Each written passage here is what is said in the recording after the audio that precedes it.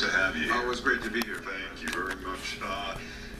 At the center or the foundation of this is about a meeting that Robert Kennedy had with African American artists and intellectuals, like Baldwin and Harry Belafonte and Lena Horne.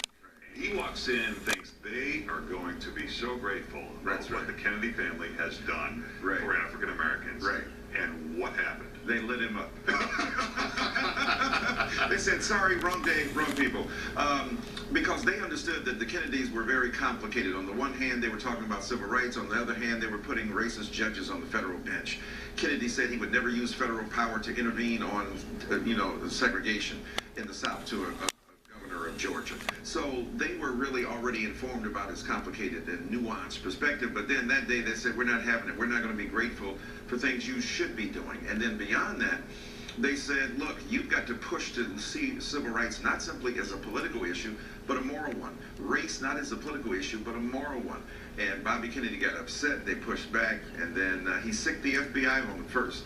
The liberal white politician got the dossiers of many of these people who were at that meeting and got J. Edgar Hoover to pursue them, but then he calmed down and said, look, there's a different way, and if I was born black, I might feel the same way. So I'm not sure if there were many politicians at that time doing much more than the Kennedys for the African American community, and their side of the story, I think, was I can't anger white voters or I'll lose their electoral votes. That's exactly. Did the people in the group not see that? They understood that, but that's what we heard in 2016 too. Yes, things really haven't changed, huh? Here's the point. So you got a girl at the house, at the crib, as I would say in my neighborhood, but you're looking for one who's going to come back. But the one at home, you're not going to reward with their loyalty. You're going to try to get somebody you don't have. Bird in the hand, worth two in the bush.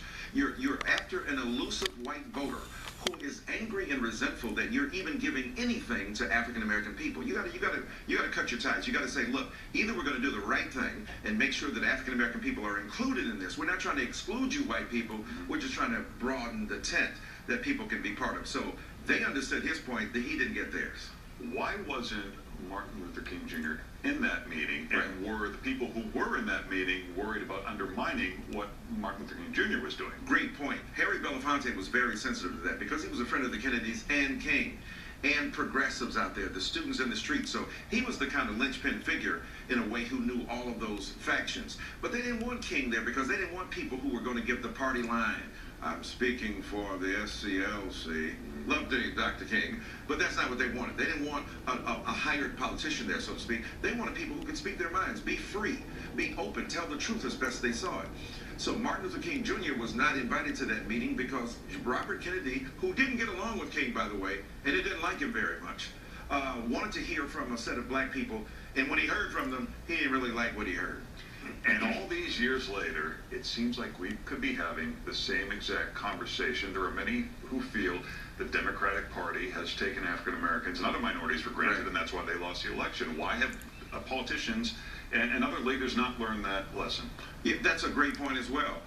We haven't, even though I want to give Bobby Kennedy credit. I mean, I'm nostalgic for a guy who's a white guy, sits down, gets beat up on rhetorically by black people. Yeah, you got pissed. But then he came back and said, you know what, I need to change my mind and perspective. If we had somebody in the White House who was sensitive to that, we got a guy who excretes the feces of his moral depravity every day into a nation he's turned into a psychic commode.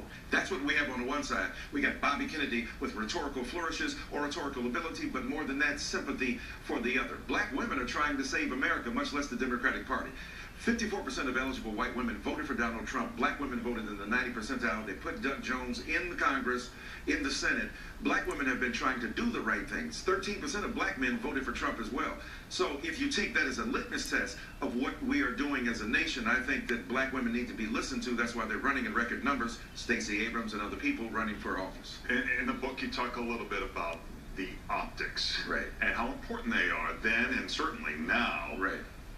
When you look at the optics of Black Lives Matter and the optics of the kneeling during the national anthem, how do you view that strategy from the people that they're trying to reach?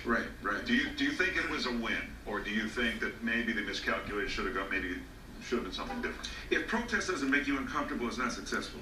The fact that we're talking about it means it was successful. Now, Colin Kaepernick will not get a job. You can rape a woman and play on Sunday. You can beat somebody up and play on Sunday. God forbid you speak for people who are vulnerable. But that's the tone set. In the age of Trump, the vicious, narrow, narcissistic preoccupation with self versus the other. This is what patriotism is about.